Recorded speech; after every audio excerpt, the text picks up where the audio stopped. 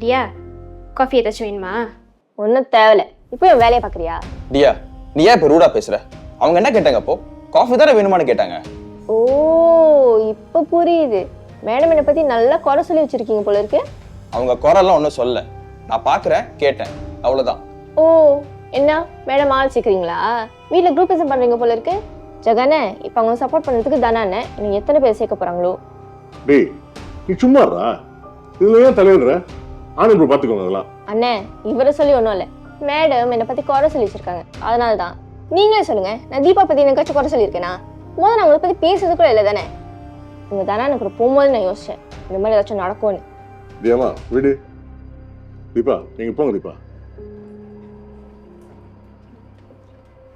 என்னதியா அவங்க பாரு அழுதுட்டு போறாங்க. போகட்டும், அதான் அவங்க கன்சல்ட் பண்ணுறதுக்கு தானே நான் பின்னாடியே போகிறாரு.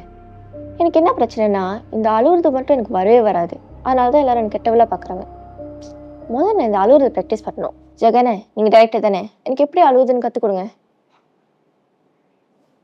ஜெகனே நந்தினி எனக்கு நம்பர் அனுப்பியிருக்காங்க, நான் அவங்க கூட சேட் பண்ணுறேன். வேணாமா, இங்க பாரு நீ நந்தினின்னு சொன்னே ஒரு மாதிரி வெட்டி விட்டுருச்சு. அந்த பொண்ணு வேணாம், நீ வேற பொண்ணு பாரு.